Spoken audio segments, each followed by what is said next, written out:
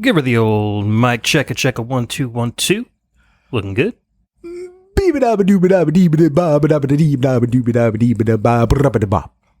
Yep. Yeah.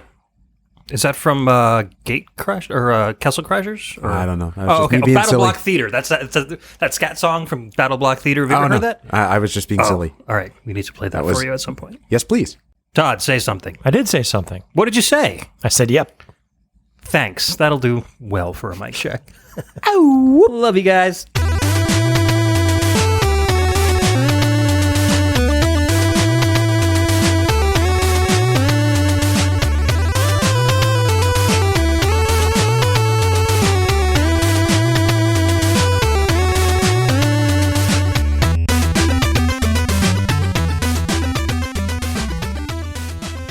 Hello and welcome to another episode of Embassy Exclusive. This is a monthly supplemental show for fans of the VG Embassy Game Music Podcast.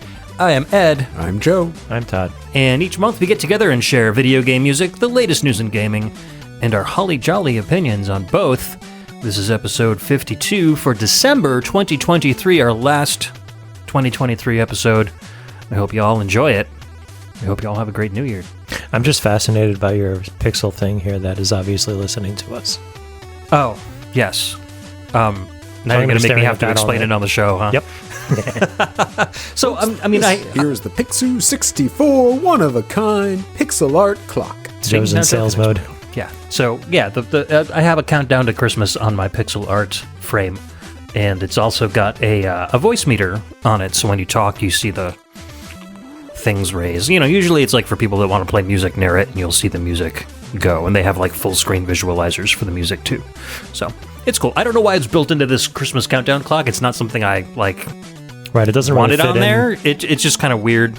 They were just looking to fill the space, I guess. Yeah. I don't know. It's also got a decibel meter for some reason. I saw this super cool speaker that does something similar with ferrofluid. It's super cool. Cool. Yeah, I want to get one. Yeah, I like that stuff because it's like a visualizer, but in real 3D. Yeah. Very nice. Anyways, so we are recording this a couple days before Christmas. I should be putting the show out maybe Christmas Eve, maybe, I don't know, somewhere around Christmas. So there's a present for y'all. We're going to be as holly and jolly as we possibly can. We'll have a couple of extra days off this week, so that should put us in good spirits. How have y'all been? What you been up to?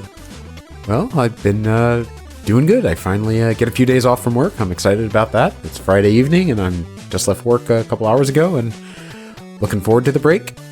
I am still playing Afterimage and Mario Wonder. Both games are very, very good, but very, very different. Afterimage is a super high-quality Metroidvania that has great gameplay, but I have no clue where to go almost all the time. Okay. It's a huge open world. Well, a huge world that the more abilities you get, the more places you can go. But I never have any idea where to go, and it doesn't have a good way to... You know how some of them you open up the mini-map, and there's... Even if it's all the way on the other side of the screen, there's a little, flashing light, and you need to get to that light next. Yeah. There's nothing like that whatsoever. Interesting. You just have an enormous map and no idea where to go. And when you talk to a person, they'll make reference to, the next thing you have to do, but it doesn't actually, it doesn't say go to the top of the mountain or go to the... Yeah, you got to find this person, and they'll tell you where to go next, and I have no clue where that person is. Gotcha. And I'll play another 10 hours trying to get through a whole, environment that is all for nothing. Or, it doesn't further the game in any way. Right.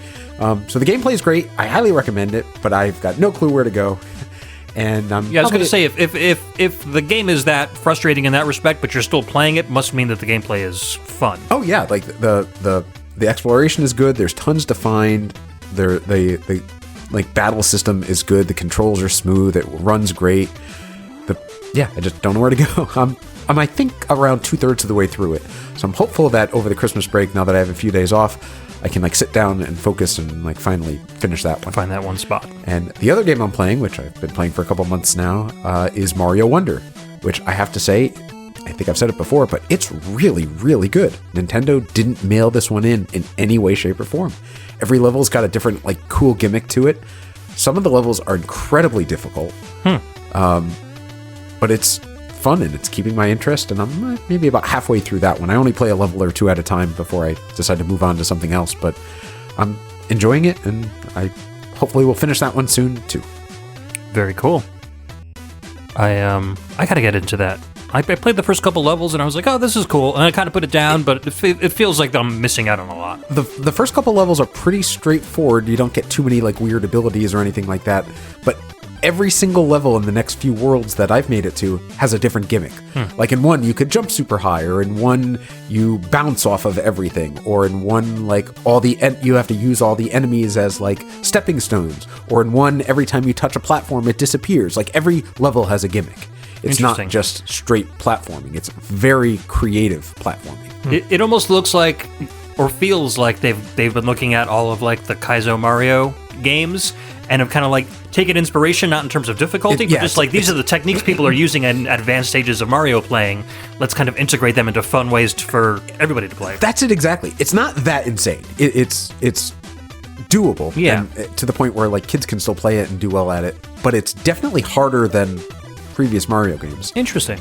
And yeah, it's super clever, super creative, and bright and colorful and musical, and it's a really, really well done Mario game. I can dig it, for sure. And once I finish those two, my other big thing, I was telling Todd about this, is I finally bit the bullet and bought a PS5. Oh, cool. I found a great deal on one on Facebook Marketplace. I had set the money aside, but I still didn't want to shell out full price for one.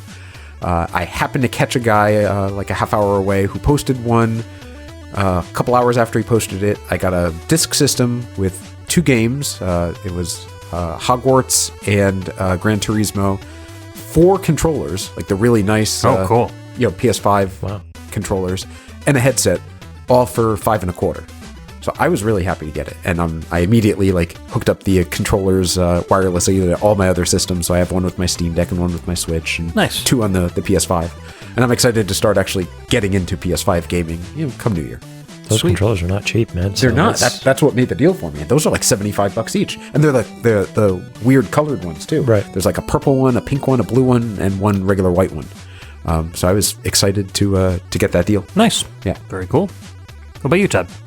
I don't have much to report. My gaming time has been like near zero for the last month.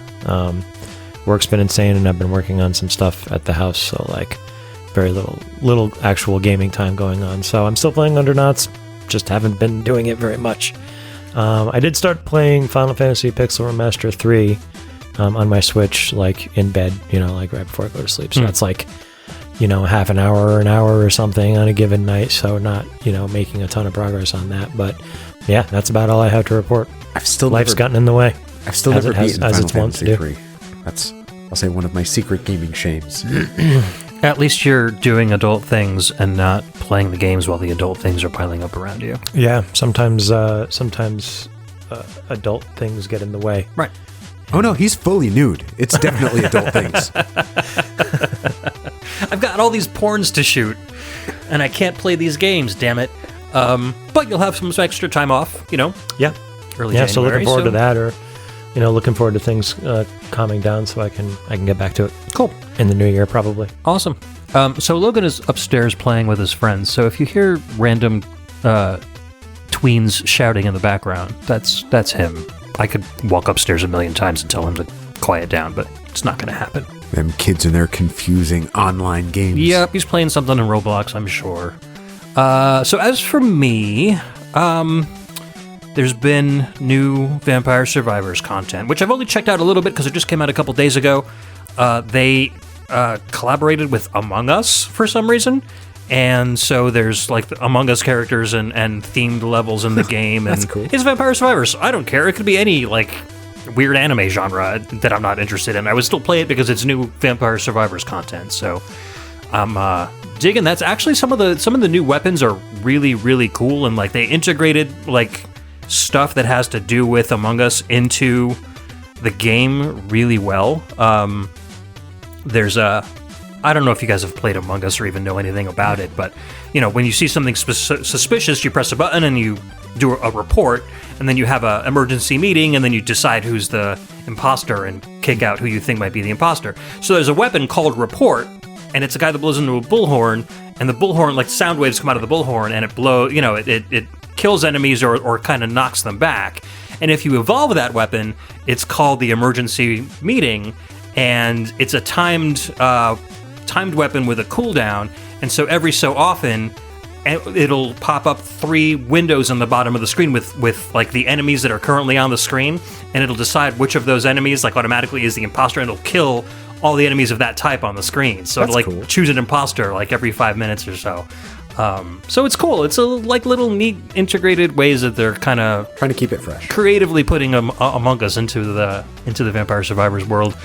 What else? They've got some new content on the truck simulators. They've for the holidays they did a full like North Pole map, so you can like go to sleep in this area where snow is falling, and you wake up in the North Pole, and suddenly it's like snowy, and there hasn't been snow in the game before, so now you've got to try to drive the trucks with slippery, less traction than usual.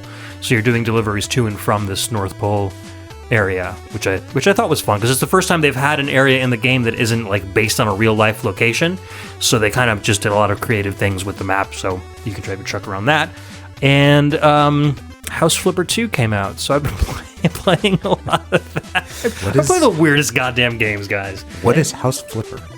It's exactly what it sounds like. Do you know what Lawnmower 2023 is? House Flipper is the same thing, but flipping houses instead of mowing exactly. lawns. So you go into a house and it's trashed, right? And so it's first person mode. So you clean up the house, you can knock down walls and build. You basically redesign the house, furnish it, paint it, do whatever you want. Sometimes there will be a buyer or different buyers that have like, I've got 2 kids, so I want 2 kids' bedrooms and an adult bedroom. So you kind of make the house in a way that they want. So you're playing AutoCAD? Kind of, I guess. AutoCAD, the game, the movie. Yeah, or House Designer, but it's more arcadey than that. It's a gamified version of it. Okay, cool. Very addictive. Originally, the first House Flipper I originally downloaded because I thought that Mila and Logan would have a good time playing it, and I was like, I'll check it out. I want to make sure it's a quality game. I'm not going to give them something that's stupid. And I played it for like an hour, and I was like, holy shit, this is so much fun.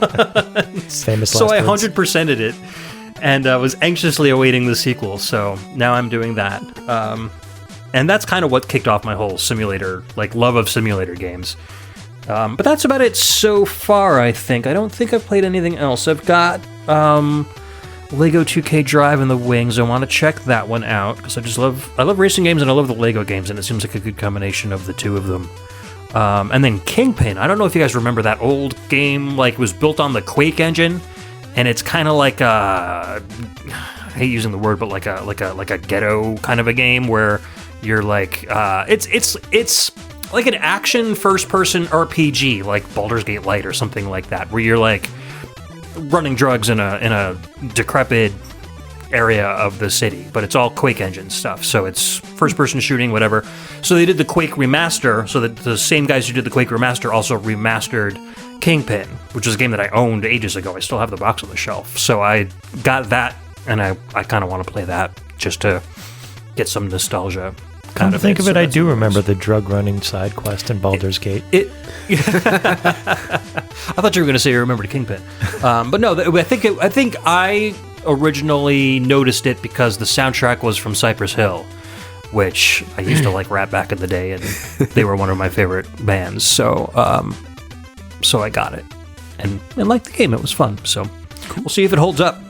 So that's about it. I don't know.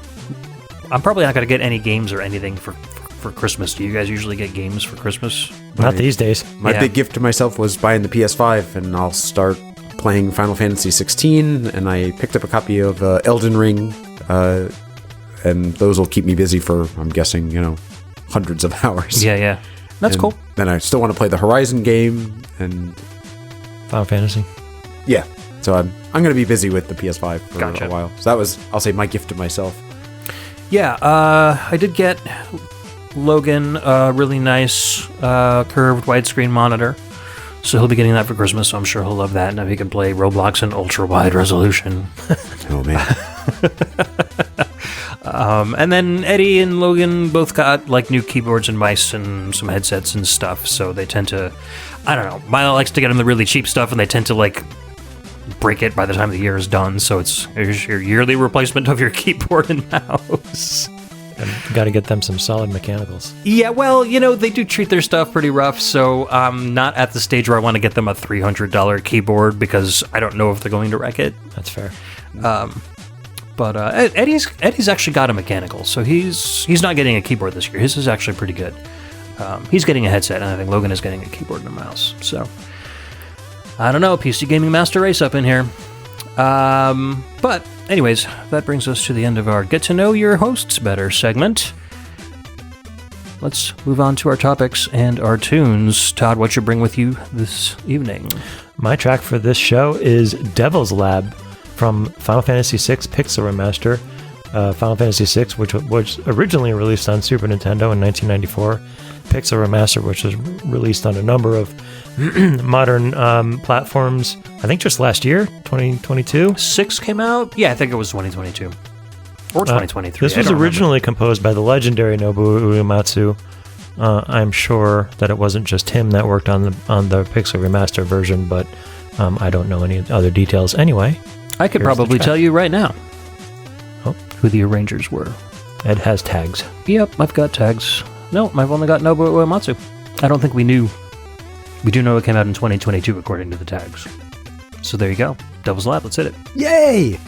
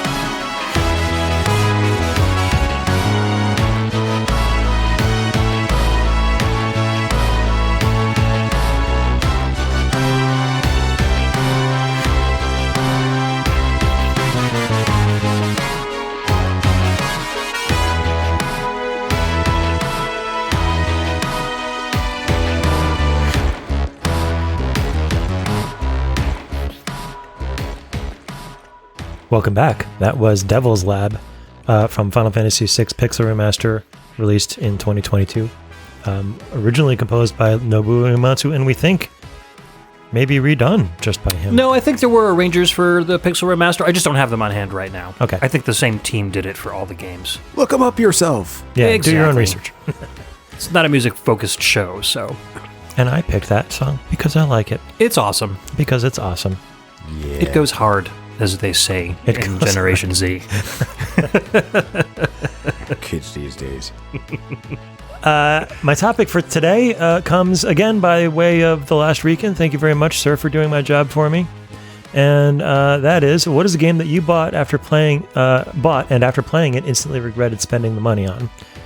You're going to have to mail Rican some of your snacks. I will mail Rican a single smart food popcorn kernel. That'd be the weirdest thing ever to get in the mail.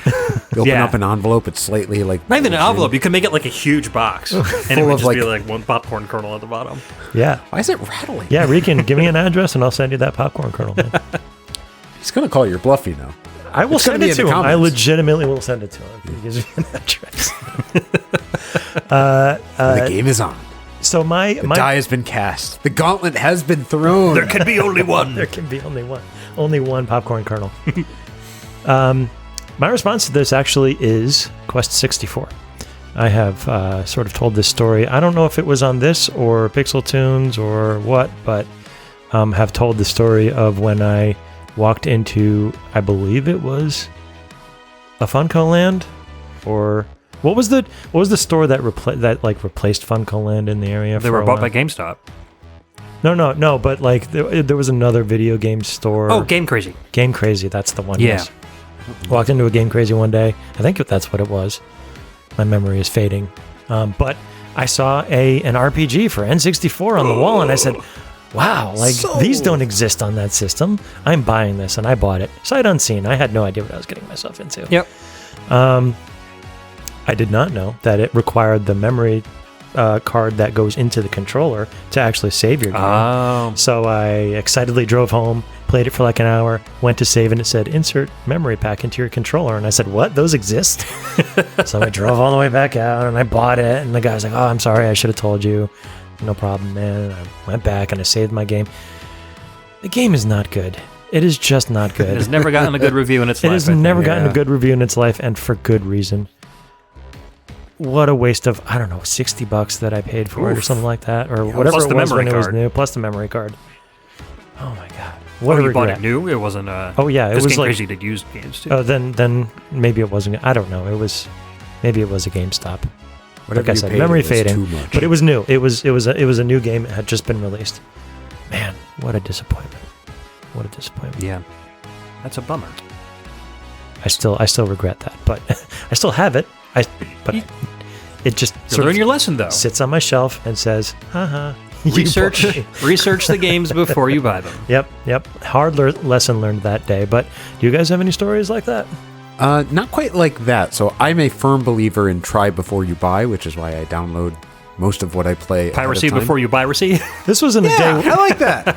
This was definitely in a day where it was much harder to do something like that. I, as you guys know, I buy tons of physical games, but if I'm not going to like it, I don't want to spend $60 on it. Yeah. But I did do that a couple years ago with a limited run game, Sight Unseen. I didn't even watch any gameplay trailers of it because, well, I just thought it'd be okay. It was a River City Ransom Zero, or no, it was what's the title of that one? River City Zero.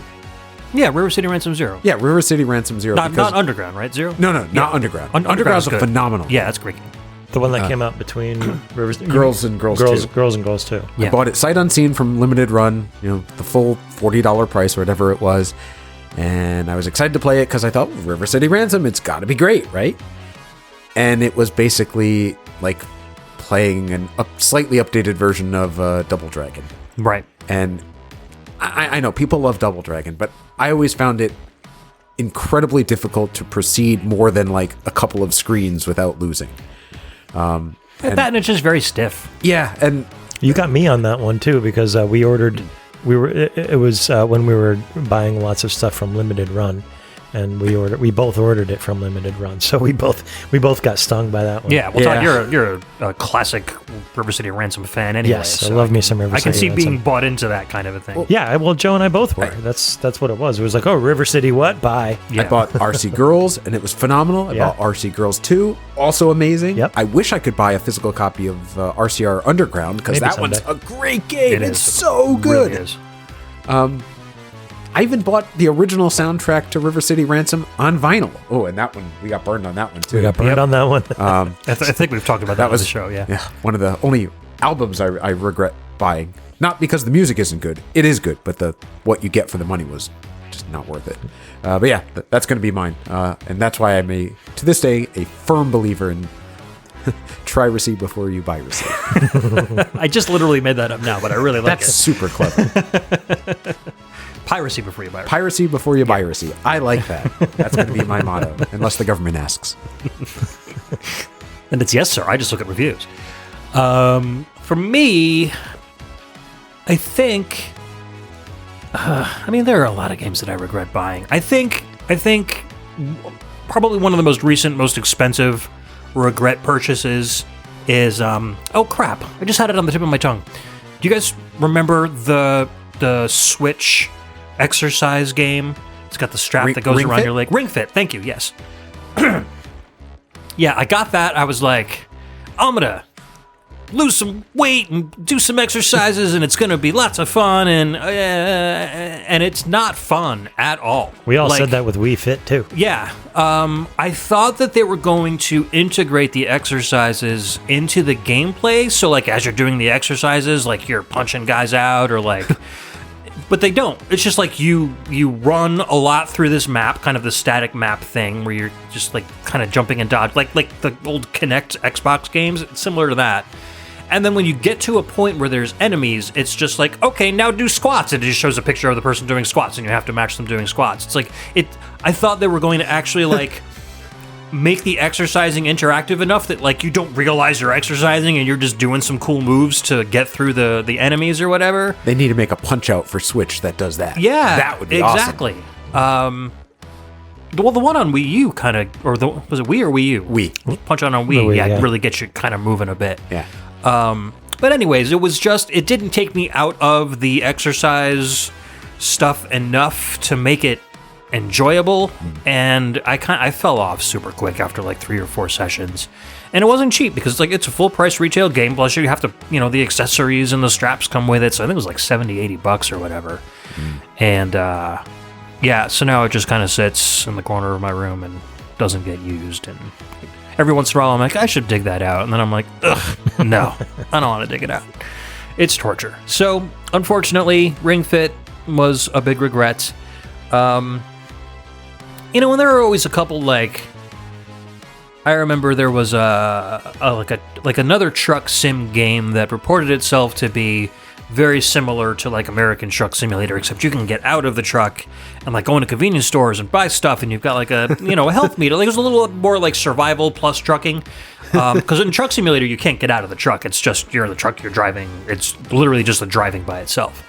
But this one's added a little bit more of like open world stuff to the whole trucking experience, and it sucked.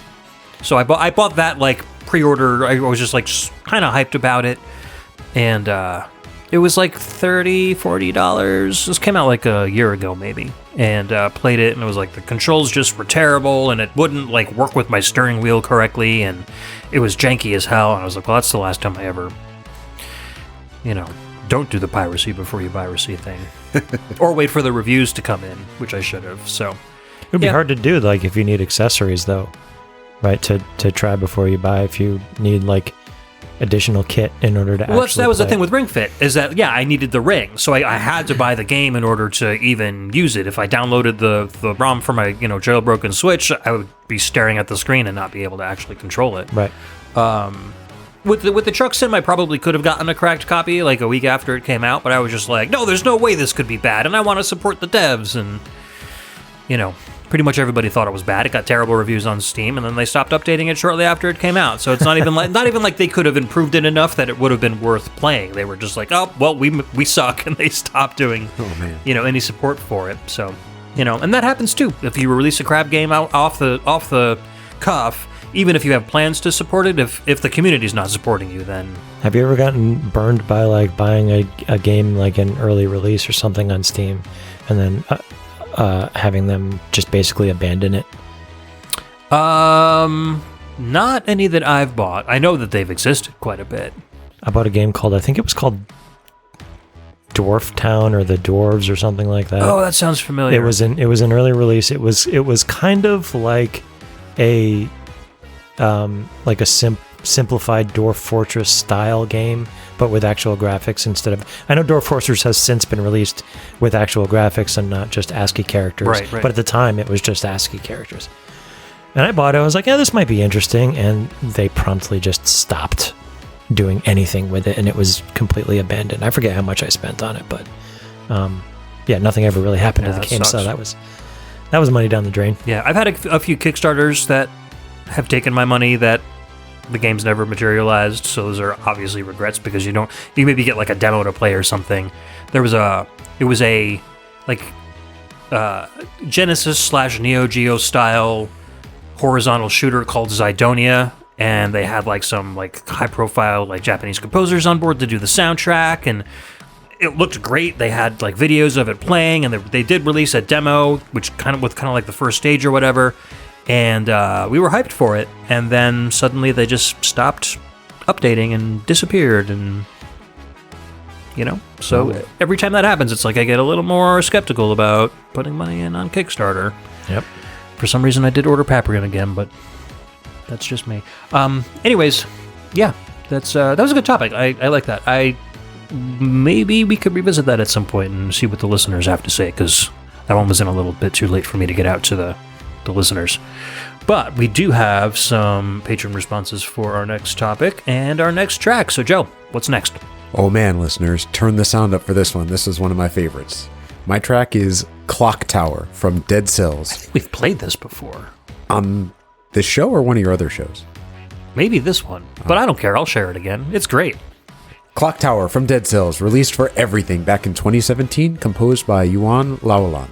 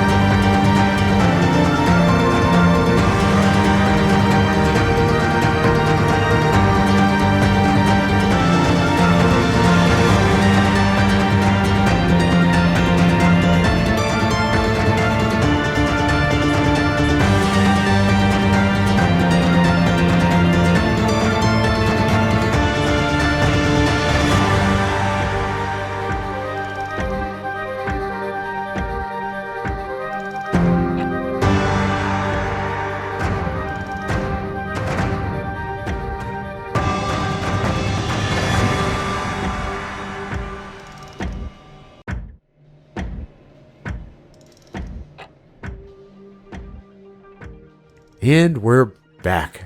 You're welcome, everybody. That was Clock Tower from Dead Cells, released for everything back in 2017, composed by Yoann Laulan. Listeners, if you recognize that song, it's because we did actually play it back on VG Embassy episode 36. It wasn't an Embassy exclusive, but it was the Challenging Games with Dan Laulan episode, and this is a challenging game. Well, the reason I picked it is, in addition to it just being an amazing track on an amazing level on an amazing game, my topic is as follows. Ed said I had to pick something winter or cold related, or suggested I had to pick something winter or cold related, so I'm totally going to shoehorn this in. So cold. Gotta catch the dragon. All right, my friends, there's no judgment here. Tell me, what is the most addicted to a video game you have ever been? And as I call it, what was your win condition? In other words, how did you get past the addiction? And if you're not past the addiction, it's okay. I still won't judge you. Tell us your story. It's fair. I've got two. My first one, obviously, is Dead Cells. I got into that shortly after it came out. I was playing it around the same time as Ed. We were talking about it during the track. And oh man, just one more run. Just one more run. It's a very addictive game. I don't care if I have to get up for work in 3 hours. Meaning, yes, it's 3 a.m. Just one more run. Just one more run. No, this time will be different. No, this time will be different. I'm going to beat that guy. I'm going to get a little further. This time will be different. My friends, that's the sign of addiction. That's addiction at work. When you tell yourself that, and you know it's happening, yep. But you just can't stop yourself. I had that with Dead Cells. Oh man, I had it bad.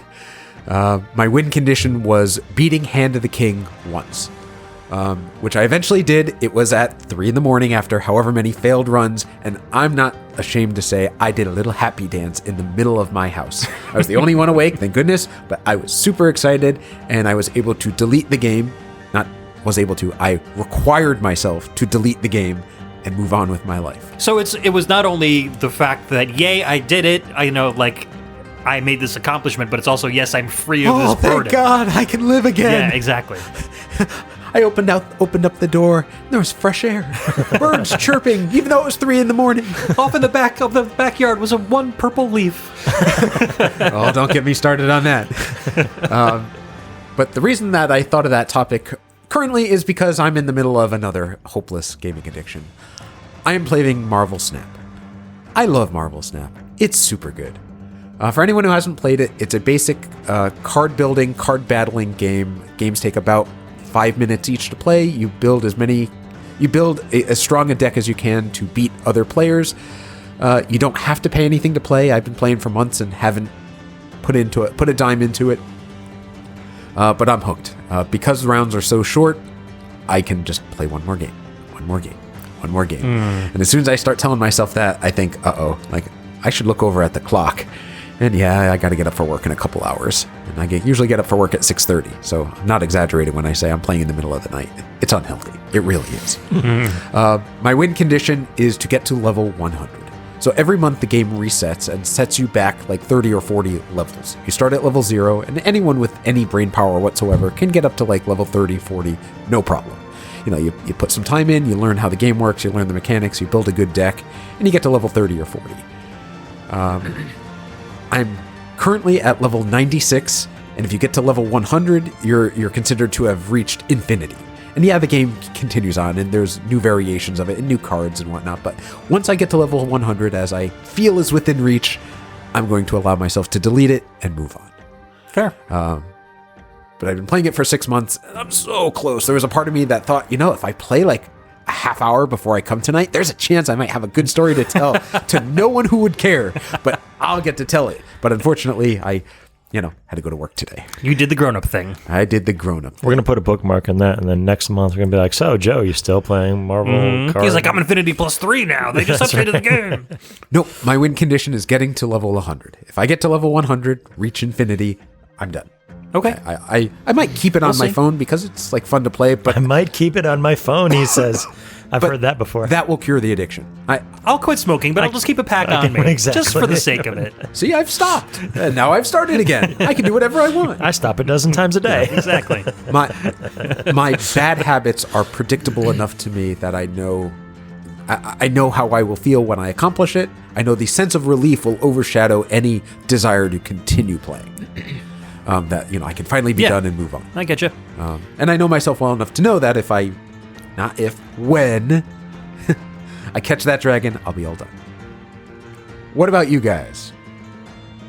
I don't get addicted to games, he says, covering up his 400 hours in Vampire Survivors. I don't know. I mean, SnowRunner.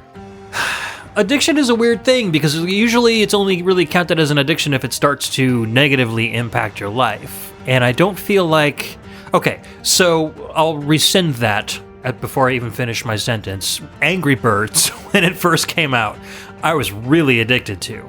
And I would be like late to work regularly because I was playing in the morning and like, just one more level. I can 3-star this one. And my deal was I needed to 3-star every level before I moved on to the next level. And what breaks my addictions is basically when the game runs out of content to offer. Oh man. So and that's why I've got so many hours into so many of these games. Like Vampire Survivors, it's not so much an addiction to the game itself, it's more like an addiction to progressing in the game, I guess, because once like I get everything there is to do in Vampire Survivors, I don't want to go back in and play more rounds. I'm like, oh, I've done everything, we're cool. More will come out, and then I lose the urge to play it. And then when a new DLC comes out or whatever, then I'm like, I'm back in it, and I'll play it for however long it takes to unlock all the content, and then... that's not addiction. That's enjoying a game and playing it maybe a little too much, but that's not addiction. Addiction is, oh crap, I'm late for work. Yeah, exactly. And then, but I don't care. The truck sim games, every country or state that gets released, depending on the game, there are a number of different cities that you can visit, and I basically, get the DLC for that country or state, and I drive and I visit every single city and get the achievements unlocked for, visiting the entire area, and then I'm pretty much like, okay, I've seen and done everything there is to do, and I just sit there and wait for more stuff. So, I don't know, I don't feel like, Toon Blast. Yeah. So, Toon Blast I have on my phone and my iPad, and I think I've talked about this before, but it's just this Match 3 game that I've been playing for, years now. And I am up to level 8,500. And once you get to as far as it can possibly go, and they haven't made any more levels, then you get to play, the champion levels, which is basically rehashes of the earlier levels that you've already played before. And then once that time is up, so I can already tell there is going to be 2 days and 7 hours before they release another batch of 50 levels. And then I will play those 50 2 days levels. and 7 hours. All right. Put it in my veins. Timer on But you're not addicted to anything. It's more like a fidget spinner for me. Like if I'm just waiting around and I got nothing to do, I'll open up the game and I'll play a little bit. Using the bathroom, I'll play a couple of rounds. But there's a topic. What's your pooping game? Hey, that's actually a good idea. Ooh, there you go, Todd. I saved you some effort. No, that's your topic. And then there was also Trials Frontier, which I talked about, which I played forever and ever and ever. But again, I unlocked all the bikes, I unlocked all the tracks, and I was like, okay, I got no more reason to play, and I stopped. So I don't know if I've really been a quote unquote addicted to a game in the sense that I've never stayed up until 3, 4, 5 in the morning just saying one more round kind of a deal. I think I know when to shut that off pretty easily. Maybe that's a skill you have that I do not have. Well, I also game in really short spurts. I don't spend more than 2 hours playing any one video game, whether it's ADD or whatever. Something in my brain says, hey, this isn't interesting anymore. Let's turn it off. And so I end up stopping, regardless of what I'm doing. So maybe I have a anti-addiction switch in my brain or something. I don't know. Even when I was smoking a pack, I smoked a pack a day for 10 years, and I quit instantly. Really? Yeah, Damn. Literally no help. I was just like, oh, Eddie's born. I'm a dad now. I'm not going to smoke anymore. And I stopped. And that was it. Okay, then. I used to smoke a lot. Now I didn't have any. I didn't chew the gum. I didn't wear the patch. I don't know that I remember a time when you smoked, although if it was around the time Eddie was born. Remember, Steve and I used to go out for smokes all the time. I had quit at that point, so maybe I just don't Yeah, I wasn't going out with you or anything like that. And then, our friend Jay Lindsley, yeah, like has been actively quitting for the past 20 years. right. So it's all about body chemistry and how your brain is wired and stuff like that. So again, I don't think I get addicted to things easily. Not that I'm going to try to test it by like going out and doing cocaine for a week or anything, but maybe don't do that. I'm not going to test the waters in that respect. I don't get addicted to anything. I'm going to try cocaine. I'll show you. I'll show you. See, I'm doing all this heroin and all this coke, and I'm fine. In fact, I'm better than fine. I can do it 30 more times. Anyways, Todd, what about you? I don't have a story kind of on the same level as Joe's. Like you, I'm not going to say that I don't get sucked into games at all. I definitely have played games, felt that I was towards the end of the main storyline, like on an RPG or something, and ended up playing pretty deep into the night when I was wrong about how close to the end I was. Well, okay, but that's not really the same thing that what we're talking about here. When pandemic first started, I remember I was looking on the Switch store, and there were those. I don't know what actual category they're under, but I call them time management games, where these games specifically were Hamburger Tycoon, Cart Tycoon, or something like that. They're called sim games, basically. Right. Like a customer comes in and is like, "I want a hamburger with lettuce and tomato," and you have to cook the hamburger and cut the bun and put the. I don't want to say addicted, but where we were at pandemic, the world was exploding and there's a lot on everybody's minds, and we were all stuck in the house. And this game these games were able to suck up enough of my brain where I wasn't dwelling on that. Yeah. Was that Cook Serve Delicious or one of those kind of? I haven't played that, so I don't know for sure. Okay. But it's the type of thing where while one thing is happening, you have to also be doing another in order to put a complete order together and serve it. And you only have a certain amount of time in order to do that before the customer gets mad and walks off and you don't get money. Well, very similar. Baltoro Games, which made this game, has a dozen of this style of game. There's Sushi Chef Tycoon and Breakfast Tycoon, whatever. And they had a deal going at the time where if you owned any one of their games, you could buy any of the rest of them for a quarter. For 25 cents. And so I bought them all. Why not? With all of the DLC, it cost me $1.25. That's awesome. And each game, you could get through in maybe 4 or 5 hours if you want to do finish every level at 3 stars, but I did it. And that's probably the closest that I've come to what Joe is talking about. At that point in time, where I was and where the world was and where my brain was at, that completely took me out of that reality for a bit. And I was able to get them all extremely cheap. And I just sat there and played them all. Every single one of them. And the DLC. And I perfected every single one. That's dedication. I don't know if that's addiction. I think that's dedication. Yeah, that's slightly different. It's you might have been hooked and had some goals, but no. Addiction is when you're playing it and you're almost embarrassed afterwards. Yeah. Not because it wasn't a good game or because you didn't enjoy it, but because you don't want anyone else to know how much time you just spent doing something, or because it's affected your life negatively in some way because you played it as much as you did. Exactly. Or because you couldn't put it down when you were supposed to. Right. Like Todd told us not to mention his addiction to Lolly Waifu Simulator, so we're not going to mention that on the show. Right. Exactly. And I appreciate you not mentioning that. Not mentioning that at all. So we've got some... Quick, let's move on. That was a joke. Anyways, we've got some responses from our dear patrons, and we'll go round robin as usual. Todd, why don't you read what the Last Rican has to say? My best friend, Last Rican, says, for me, it was Pokemon Diamond.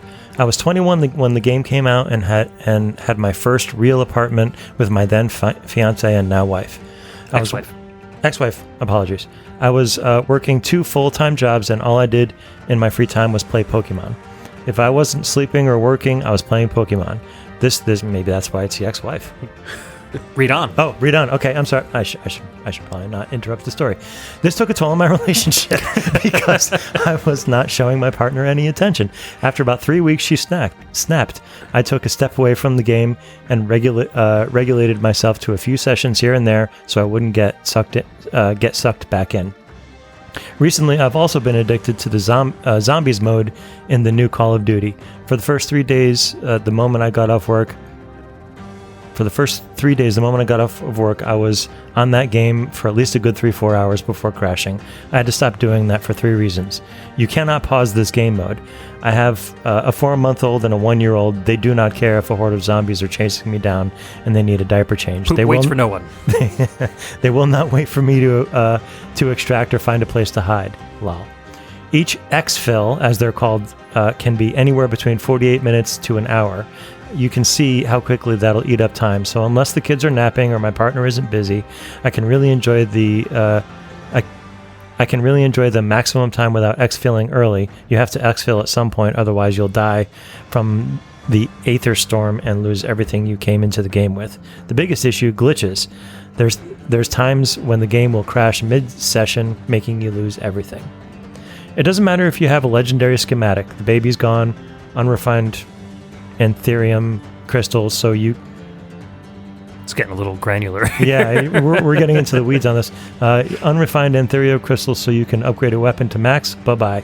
Even if you have a perk called Tombstone equipped that lets you pick up whatever is in your backpack the next session, should you have died in a previous one, it doesn't apply to the game crashing. Honestly, the first 2 are manageable, but the last one was what made me take a break. That and the new Pokemon DLC. I'm beginning to see a cycle here. Regardless, Merry Christmas, and to all those who don't celebrate Christmas, Happy Holidays and Happy New Year. Well, Happy Christmas to you, too. To you as well, friend. Yeah. Getting yelled at by a wife or loved one or something like that is definitely a requirement for addiction. There's a huge valley in game playing time when you have a young child. It's impossible to play that many video games when you have somebody who doesn't care whether it's day or night and just needs attention all the time. You've got to pick bite-sized games to play that you can save anywhere at any time. And so for when my kids were little, it was just, I wasn't playing very many games. I don't have a lot of that era of gaming, like around 2005 to 2007 or whatever, is kind of a blind spot for me because I wasn't playing that much. But as the kids get older, like they are now, I can play games whenever I want because they're busy playing their own video games. So it's like, I learned with the first kid to just accept the fact that I'm not going to be playing games because it will end, and it will end within a couple of years. Like once they get distracted with their own stuff and they don't need constant 24/7 attention anymore and they have their own toys to play with, you can start playing more and more games as they get older. So I think a lot of parents get really stuck in that, like, I need to play my games, these kids are, sucking all the life energy out of me. It does end. As an experienced parent, I can definitely tell you that. And I'm sure Rican can tell you too, because he's got older kids and younger kids, so he knows it'll end too. But it's rough as a gamer to have a little kid in the house. Believe me, sometimes you can just sit them in front of a TV with their own disconnected controller and let them pretend they're playing, and that usually works for a good half an hour or so. Little buddy mode. Exactly. All right, Joe, what does Muddle Madness have to say? Muddle Madness says, so I like to play a lot of Minecraft, even more since I have friends to play with on the server. I do get the burnout after a couple of months, and I get back into it when it gets updates or I watch a certain series on YouTube that motivates me. I just love surviving together everything to build fun stuff and doing stupid things. I've been doing this before even Microsoft took over, so about 10 years or so. Doesn't sound like an addiction, though. Yeah, that just sounds like a game you like to play. Yeah, exactly. Logan plays a lot of... Not as much Minecraft as he used to. I think Roblox took over the Minecraft thing, but... Have you ever gotten yelled at by your boss at work for playing? If not, it doesn't count. Or have you ever been late to work because you've been playing? That's a thing. Ryan Diaz says, I don't get addicted to games for a long duration of time. Usually if I get hooked on a game, I get 2 weeks tops before it fades completely, and it takes determination to keep coming back and finishing. In recent years, I have become more disciplined in finishing out games. As a child or teen, addiction was different. I had a lot of time and only a new game every 6 months or so it's more like I was addicted to gaming rather than a specific game. So I spent many hours playing Age of Empires or Donkey Kong 64, but it was more to fill time. As a teen, however, more specific game comes to mind. And that would be Call of Duty 4. Oh man, this Call of Duty must be drugs. The tight controls, RPG elements, and upgrading weapons, online multiplayer, and people I knew playing with me, I was hooked.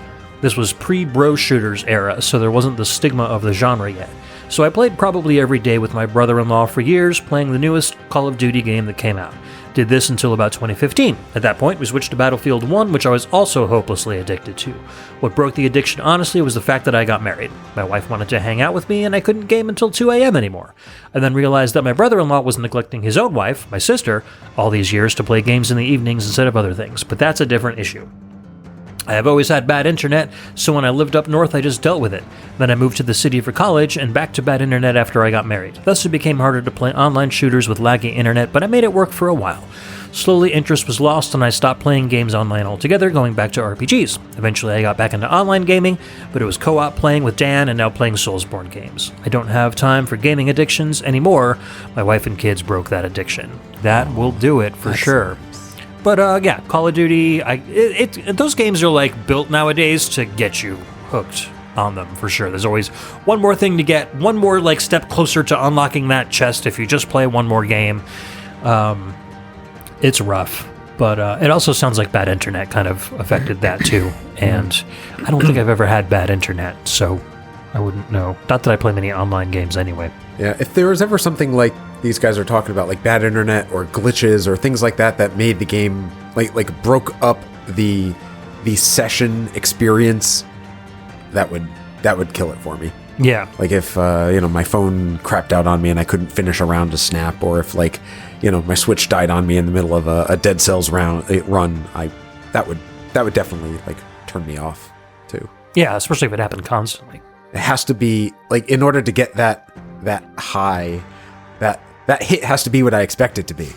Right. It needs to blast that serotonin into your brain. Yeah. If I don't get that dopamine rush, it's not worth it. It's not worth it anymore. Exactly. I've definitely stopped playing a game because I lost multiple hours of progress due to a crash or like power outage or something like that. Like that has definitely broken a game's spell over me. Oh, for sure. Yeah, that's just the thought of going back through everything that you've already gone through. Right. Sometimes I think, like, when that happens to me, I'll say, okay, I'm going to come back in a week, because by that time that week is up, I'm probably going to forget a lot of what I did, and it'll seem a little bit more fresh to me. But if trying to go right back through it, like, immediately is just, it's too much deja vu. Next up is Chris. Chris says, I took this to mean addicted overall and not currently gaming, so Diablo 2. I played so much Diablo 2 when I first went to college.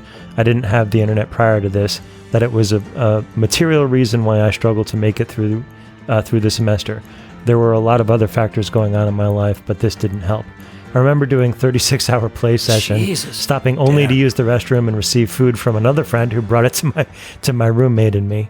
Ultimately, after I returned home from school and finally burned out on it, when I was working 2 jobs and getting kicked out by my new stepdad, my mom met and married him in one semester. In the one semester I went away at school, and he kicked me out in spring. Yikes. I returned to D2 a few times, but never at the same depth of commitment as that first run through, and nothing else has really come close to the grip that game had on me during that time. Special shout-outs to Gunbound, Super Smash Melee, and my long-standing abusive relationship with FIFA. Now we're talking. That if you need to have people bring you food, yeah, and it's negatively affecting your career or schooling, then that isn't it. When you prioritize 36 that over hour more sessions things, for sure. And I mean it, no judgment, because I've come close to that myself, but thank you for sharing. That was a good one. That's the example. All right, next up and last up, Professor Tom. Professor Tom says, I've been hopelessly addicted to Slay the Spire for like 2 years now. I get it. That's a really good one, too. But it only happened because my tablet stopped running the game for some reason. That would do it for you. So like a glitch or hardware fail, that will... I like Slay the Spire, too, and I'll say that's a really good one as well. That one keeps coming up in my game recommendations. I've always heard that, or at least like, because I'm really into Inscription, so... On the Inscription subreddit, people are always like, oh, what games are like this that are good? And people always mention Slay the Spire. So I'm like thinking maybe if I can relate that enough to Inscription, that I can kind of get into it. I've heard it's very good. Oh, yeah. There's a lot of similarities. Runs are are, I'll say, if you're good, they can go on for a while, but if you're not very good, they end quickly. It's a solid game with really good mechanics, easy to understand, easy to get into. I think the thing that got me, or kept me from getting hopelessly addicted to that one, is the lack of a soundtrack. I think there's some background sounds or music, but it didn't have it's got to have a really good soundtrack that I can kind of groove to as I get into it for me to really get hooked. That's why Dead Cells gripped me unlike anything else. Yeah. They have Slay the Spires on mobile? I think it's on everything. Ooh, might be a new pooping game. Oh man, listeners, wait till next month. Which spire will be slayed next? Anyway. All right, so thank you everyone for your responses. And thank you for being vulnerable with us, I think, telling us about your addictions. That was very nice. Sharing with the group will help us all. Exactly. Let's move on to my next track and our last one of the show. I'm going to play, I picked a wintry track. It's called It's Not Ice, Stage 4 from Magical Chase on the TurboGrafx 16, released in 1993, composed by Masuharu Iwata.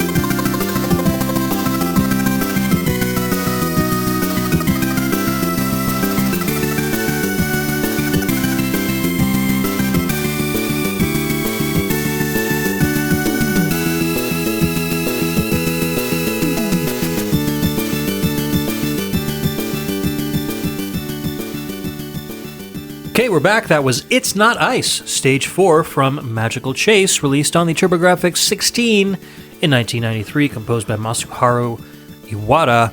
And I just realized, based on what you guys are telling me, that's like a $4,000 game loose. I had no idea it was that rare. How did this get on your radar? I looked through my game collection, searching for games that had track titles that had the word ice in it, because I wanted to do something wintry. There you go. And I listened through a bunch, and I really liked this one. I thought it was, as far as TurboGrafx 16 games go, this had a great soundtrack. So, yeah, that's how I chose this. And my topic is also quite wintry. Two-part question. Part one, How do you integrate gaming or geek culture into your holidays? If you have pics and want to send me some, I'd love to share them when the episode drops. I got no pics. Part 2. If you could design cool gaming ornaments for a tree, what would you make? Would you do a themed tree or just general gaming? If you don't have a tree, how could you make your decor more geeky and fun? So I have a bunch of gaming, like, geeky stuff. I'm actually wearing a holiday NES shirt right now, which I traditionally wear on the last day of work before Christmas every year. At work? Huh? At work? Yeah. I mean, Justin is my boss, so That's fair. you're going to have gamers there. Yeah. Anyways, so I have a bunch of video game and sci-fi ornaments for my Christmas tree as well that I like to display. We were going to do a separate tree down here in the recording studio / man cave that was going to be like just a geek tree, and then have all like the traditional Christmas ornaments on the tree upstairs, because my mom was going to give us a tree because she was getting a new one, but she ended up not getting a new one, so maybe next year. My mom has 3 Christmas trees. She's insane. She wanted to replace one of them to get a new one. Anyways, so maybe next year we'll do that. But I've got like the Hallmark's been making a lot of really cool video game related ornaments lately. So I've got a Genesis console with a controller and a Super Nintendo console with a controller. Both of them, when you push buttons, play like one plays Sonic, the other one plays Mario World with sound effects. I think there's an NES one out there, but I haven't gotten that one. There's also a Dreamcast one that plays Sonic Adventure music. I think I'm getting that for Christmas because I did ask Mila to pick it up from work, and she didn't say yes or no, but I'm pretty sure it's probably going to be under the tree for me. They make a Samus so one. So excited on Christmas morning. Yeah, they make a Samus one. I've got a little 8-bit Link ornament too. It's very tiny, but it's very cool. It's just the sprite from the original Legend of Zelda. And I've got a lot of Doctor Who ornaments upstairs as well. And I think some Star Trek stuff that Mila has. But I don't know. I just like doing that stuff. And I was wondering, other people out there, like, do they do similar things? Like, have Christmassy, gamey stuff out there? What about you guys? I can't say I haven't. Or, if you wanted to, like my second part, if you wanted to design a cool gaming Christmas ornament, what would you like to hang on your tree? So I was telling you guys earlier, and I'll make it part of the show, I picked up a 3D printer recently, and I'll say, getting into it. What I've learned is that you can't buy and have a 3D printer the way that you have a regular computer printer. You have to be a 3D printing guy. Yeah. It's like a lifestyle. You have to know what every gear does and how to fix a million different things, and I'm slowly, like, getting into it and learning about it. But now that I do have one that's, properly upgraded and running well, I'm excited to start doing things like that, designing little, knickknacks and things like that for myself or for other people that I think will be cool. And inevitably, there will be various nerdery things being 3D printed and hung up in the nerd cave. As they should. I don't have much like that yet because I'll say, got the thing running in the last couple of weeks. But I'm excited to pursue that in the future. So what kind of things would you print? A Dead Cells character? Yeah. Probably some little like knickknacks for my desk at work, and then maybe some things to either like hang on the wall or like I was into perler art for a while. Oh yeah. And I made a bunch of the different things like that for the nerd cave, but nothing Christmas or holiday related, just cool like decorations to hang up. But I think now that I can actually 3D print something, I definitely see myself making, probably not something as straightforward as a Mario ornament. It'll probably be something super specific from either like Firefly or like one of the Final Fantasy games or something that only another true fan would recognize and go, whoa, totally nice. Get something weird. Make a Bloodborne guy. Something like that, yeah. What about you, Todd? I don't...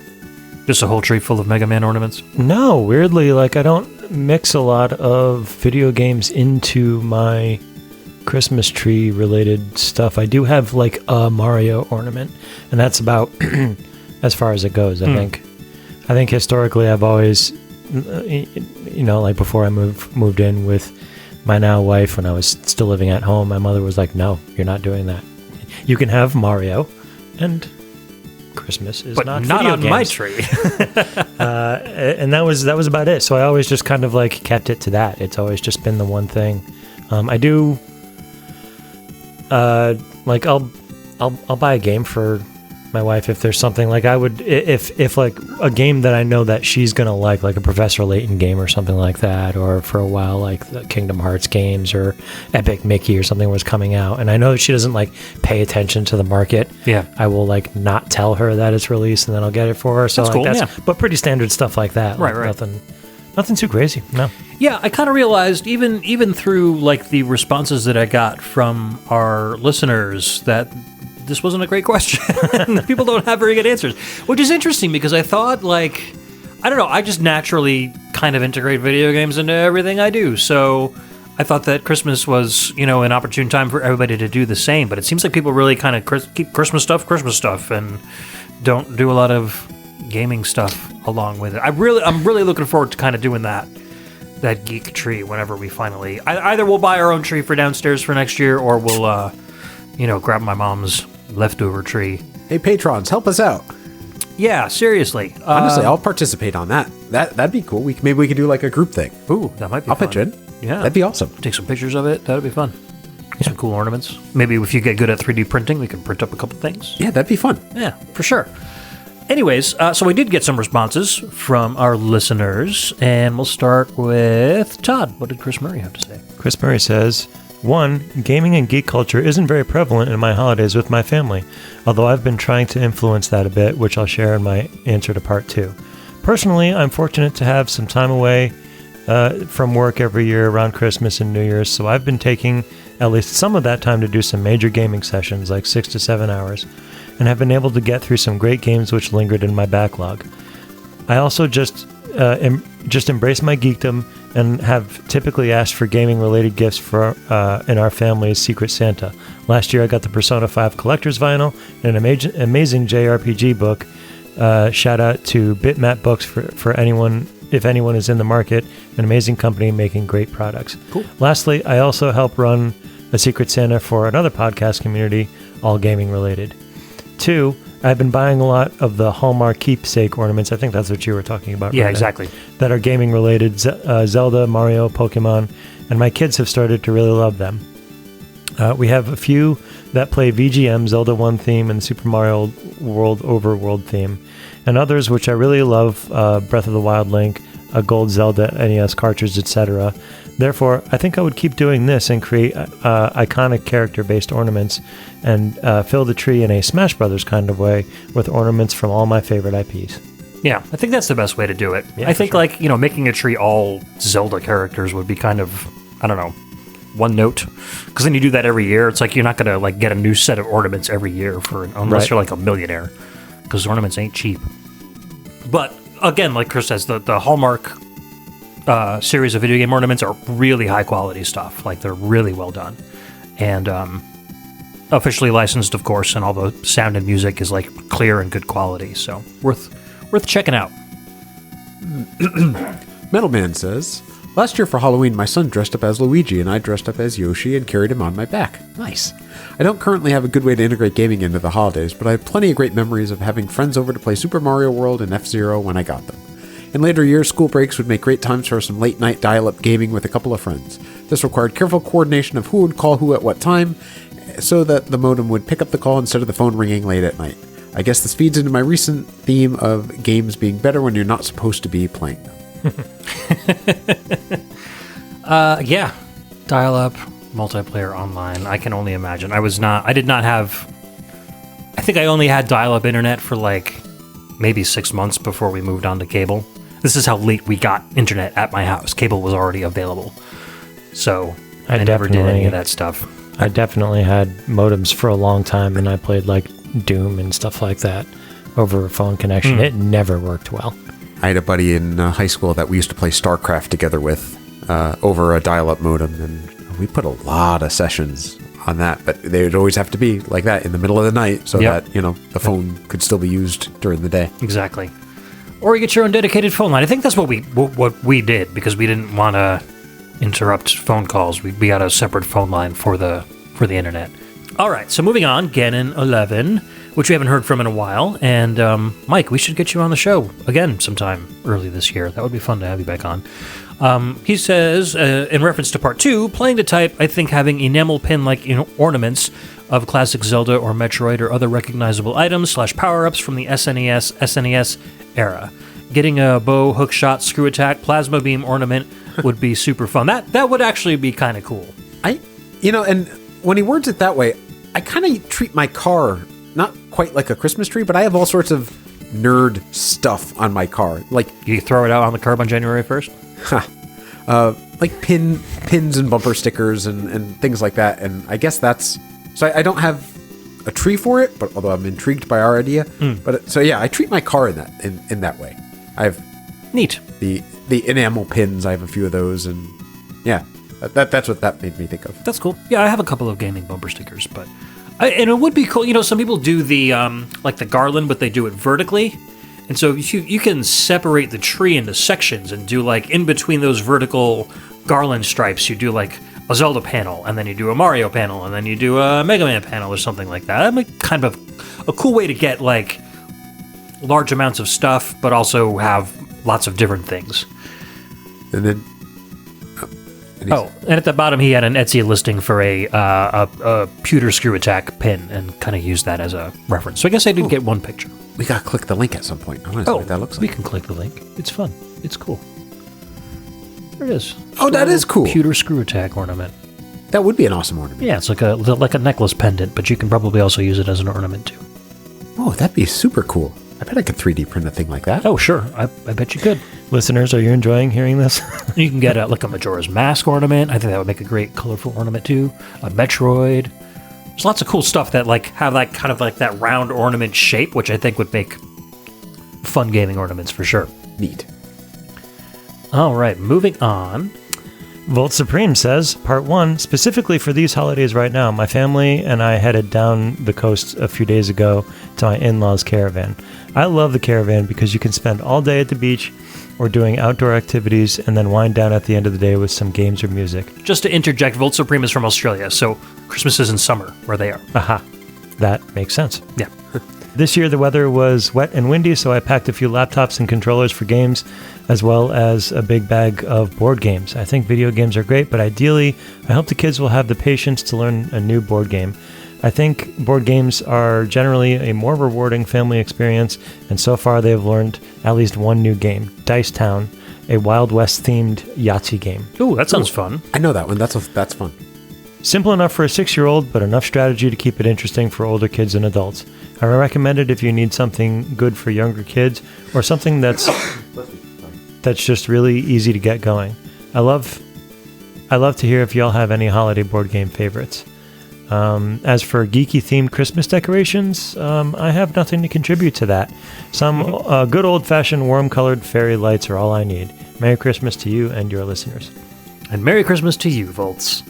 Yeah, so speaking of like board games and stuff, we just got... It's called Something's Fishy. And it's basically a game where you read a question to everybody at the table, and the answer is on the other side. And each person gets... it's like a little fish card, and the fish card is either red or blue. If you have a red fish card, then that means you have to lie when the person asks you the question. If you have the one blue card, you have to tell the truth. The person doesn't know the answer to the question, and they're all like obscure trivia kind of questions. And then the person who asked the question has to figure out who's lying and who's telling the truth. So everybody tries to come up with like convincing answers, and the person who's telling the truth tries to make it sound like they're telling you a lie. So that's kind of neat. I played it with my family a couple weekends ago, and it was a lot of fun. So that's a good one. I don't know if you guys play with a lot of kids as far as board games go. I have an enormous board game collection, but my kid's not old enough to play anything, I'll say, really sophisticated yet. Yeah. We're learning. We're getting into it. And I'll say, always expose her to new ones. But my hope is that she'll be as into gaming as I am as she gets bigger. That's cool. Yeah, Eddie, Logan, and Miles, none of them are into games, tabletop or board games at all. So I don't really have many people to play with, unfortunately. Who goes next? Is it me? Is it you? I'll read it. Did you read it? I read it. Ryan Diaz says, I don't think I've ever integrated nerd culture into the holidays per se. My wife and I typically get into Monster Hunter over the Christmas New Year's break, playing co-op together as a tradition. Not really official, just noticed a trend. Playing new games is always a Christmas tradition, but I'd assume that would be everyone who games in general. If I was to make a gaming tree that was safe from children, that's important, it would be a stack of consoles at the bottom with games at the top in a pyramid formation. But children exist, just a regular tree filled to the brim with tiny consoles, amiibo-styled ornaments pouring from all over. Sounds perfect to me. I like it, yeah. Yeah, lots of consoles and characters. I don't know if I'd want to buy that many consoles and games just to make a Christmas tree out of them, but... If I had broken ones, honestly, that would be a pretty good use for the internals were bad, but the shells were cool looking, then that could work. Or you can paint them green and red and stuff like that. Ooh, that's not a bad idea. Video game tree. Todd, you have a million, old broken systems that probably aren't worth repairing, right? You want to give me all your crap, right? Probably not enough to do something like that, but maybe. It's a cool idea. It's a good idea to start keeping an eye out, and then maybe, within a couple of years you'll have enough to do something like that. Joe's wheels are turning. I am. Now I'm thinking. I like this idea. So thank you guys for all of your responses. And, maybe it'll inspire you guys to make your Christmases and holidays a little more gamified. And, we should talk about that tree. I'll see if my mom was going to give me that one for next year. And if I get it early enough, then we can start working on some fun stuff to put on it. I think that would be a lot of fun. And, so that's it. I hope you guys all have a great New Year. This will be coming out just a little bit before New Year's. And then that means, next episode will be our January episode, which will be our look back at 2023. We'll talk about the games that we've played, kind of our soundtracks of the year, our games of the year, et cetera, et cetera. So listeners out there, you know that question will be coming up. So start shoring up your game lists and your top 3 or 5, whatever, games and game soundtracks so we can all share them on next year's show. I think that's always a lot of fun. I actually kept a list this year. Yeah, I'm keeping a list too. I learned to do that after 2020 because I think 2020 was the year everybody played so many games it was impossible to keep track. And so since then, my lists beyond 2020 have been much shorter than that 2020 list, but I'm still surprised with how many games I have finished in the course of a year. It's kind of crazy. Sure. As always, I'd like to thank Jason Letourneau for our podcast theme song. And moving over to my Patreon page, all of our amazing patrons, starting at the tourist level, Cameron Childs and the Phantom Meyer, our VG emissaries, Periodical, Chris Murray, Chris Myers, Gannon11, Keyglyph, Kyle Kroll, The Dyad, The Last Rican, and Professor Tom, our audio attache members Cam Worma, Carlos, Muddle Madness, and Scott McElhone, and our lovely special agent, Ryan Steele. Thank you guys as always. We've got some crazy stuff coming up soon because, as you know, next VG Embassy episode is 99, shortly followed by episode 100. So we've got a celebration plan for that. It's going to be awesome. We've got another episode coming out in January that's going to be pretty special. And I will just say that it's my 10th anniversary of podcasting. And we all know where I started podcasting and who I started podcasting with. So you can make your own conclusions based on those hints. Wink, wink, nudge, nudge, say no more. Exactly. So there might be 3 podcasts on the VG Embassy feed in January. Maybe another one on a different feed for those of you in the know. But big stuff coming up for VG Embassy very, very soon. And I'm looking forward to it. And I'm looking forward to an awesome 2024. Spending it with you guys on Embassy Exclusive. And sharing more great video game music. Let's go! All right. Good night, everyone. Happy New Year. See you in 2024. Party on, Wayne. Happy holidays, everyone. Party on, Garth.